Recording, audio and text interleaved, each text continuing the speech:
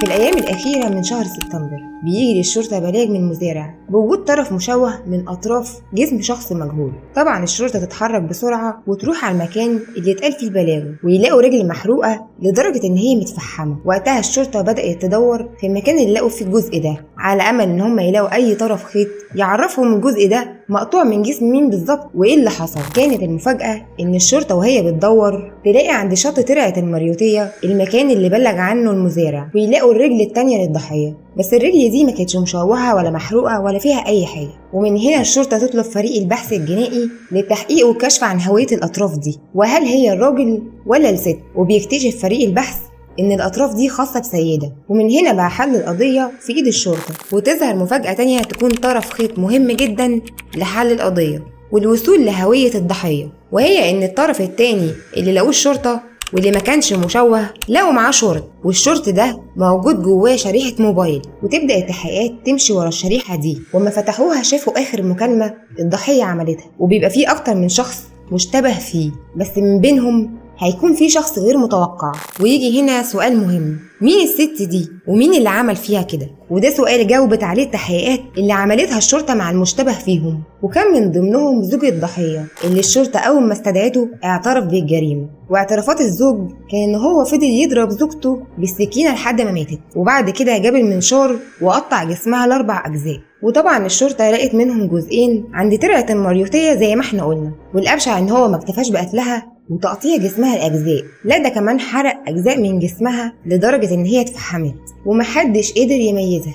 وهنا تسأل نفسك سؤال مهم، إيه اللي يخلي زوج يعمل كده في مراته؟ ويا ترى إيه اللي هي عملته تستاهل عليه الموت البشعة دي؟ وقت التحقيقات واعترافات الزوج بالجريمة كان كل أقواله إن هو اتعرف عليها في بيت مشبوه، يعني شقة دعارة، وإنه لما شافها اتشد ليها وحبها، وحب ان هو ياخدها من العالم بتاعها ويساعدها ان هي تعيش كويس بره العالم المقرف ده. وبالفعل خدها من البيت ده واتجوزها على مراته اللي مخلف منها 4 بنات، وكان الجواز من غير علم مراته. وقال كمان في التحقيقات ان هو ساب كل حاجه عشانها، بيته ومراته وعياله، ومنعها ان هي تتواصل مع اي حد كانت تعرفه في البيت المشبوه ده. وبعد ما اتجوزوا قرروا ان هما يسافروا السودان، وده بعد ما الضحية كانت بتسأل ست سودانية كانت شغالة عندها، كانت بتسألها على السودان وعلى أحوالها، وهل هي بلد كويسة إن هي تسافر لها هي وجوزها ولا لأ، لأن هي فعلا كانت محتاجة تبعد عن مصر وعن كل العالم اللي هي كانت موجودة فيه، وكل واحد منهم يشتغل في مهنته، هو في الحديد المسلح وهي طباخة. وفعلا راحوا السودان، بس لما لقوا العيشة هناك مش عاجباهم ومش مناسباهم رجعوا على مصر تاني. وبعد ما رجعوا الزوج قرر يبلغ مراته وعياله إن هو اتجوز عشان ما يبانش إن هو بيعمل أي حاجة غلط. ومن هنا بدأت تصرفات الزوجة تتغير، بقت تنزل من البيت وتقفل تليفونها، وعلاقتها بالناس اللي كانت تعرفهم من أيام البيت المشبوه رجعت زي الأول، وبقوا يجولها البيت كمان. وفي يوم رجع من شغله لقى عندها واحدة من اللي كانت تعرفهم زمان، وكمان كان معاها راجل. وما رجع من الشغل ولقاهم سألها مين ده، ردت صاحبتها عليه وقالت له ان هو ابن اختها، بس ساعتها الزوج ما صدقش، وده لان صاحبتها كانت سعوديه وبشرتها سمراء، والولد كانت بشرته فاتحه جدا واستحاله يعني يكونوا قرايب. ومن هنا ابتدت المشاكل تزيد وتصرفات الزوجه كل يوم توحي بالشك، بالرغم من انهم بعد ما رجعوا من السودان خدته عند اهلها وودته على وصلات امانه وقايمه بقيمه 40,000 جنيه، اللي هو قال يعني بيضمنوا حق بنتهم. وساعتها الزوج مضى وعلى كلامه ان هو ما اعترضش عشان يبين ان هو شخص كويس، بس برغم كده ده ما منعش المشاكل وتصرفاتها اللي خلت زوجها يشك فيها ان هي بتخونه. وبالرغم من ان هو ما شافش اي حاجه بعينه، بس كان عنده احساس قوي ان هي رجعت للسكه المشبوهه اللي هي كانت فيها.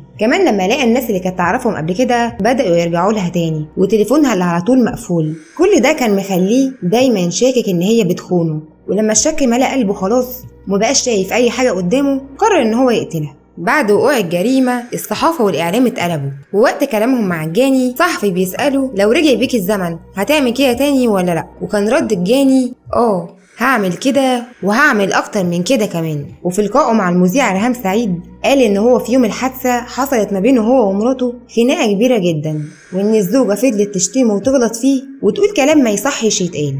وقال إن وقت الخناقة كان معاهم محامي مراته كانت شغالة عنده بتنظف له مكتبه، وإن المحامي ده دايما بيتدخل لهم في مشاكلهم وبيصلح ما بينهم. بس لما طلبوا عشان يشهد معاه في الموضوع المحامي ده مرضيش، وده عشان هو كمان فاتح شقة دعارة في منطقة أحمد عرابي. وقال كمان إن مراته كانت بتهدده بوصلات الأمانة اللي واخداها عليه هي وأهلها، وأما المذيعة سألته يا ترى هي كانت بتهددك ليه، وكان رده عليها إن مراته كانت عايزاه يسيبها تعمل اللي هي عايزاه وما يتكلمش ولا يفتح بقه، وكان كمان دايما بيذكر إنه راجل صعيدي ودم محامي. وهنا المذيعة تسأل سؤال مهم، صعيدي إزاي وبيت دعارة؟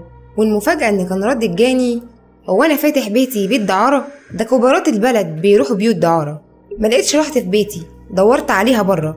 وأما اتسأل إزاي قدر يقطعها بعد ما قتلها بالسكينة، قال إنه قرينه اتغلب عليه وطلع كل الغل اللي جواه، وإنها ظلمته كتير وجات عليه كتير، وإنها ما طمرش فيها كل اللي عمله عشانها، وإن هو بس كان كل اللي نفسه يعمله إنه يطلعها في مجتمع أحسن من اللي هي كانت مرمية فيه، وإنه ساب عياله 3 سنين من غير فلوس، كل ده بسببها. ورغم ان هو منعها مع اي حد من اللي كانت تعرفهم، وتحديدا واحده اسمها هند، ودي كانت فاتحه برضه شقه دعاره في منطقه العجوزه، وقال لها ان دي بالذات ما تجيش عندهم البيت.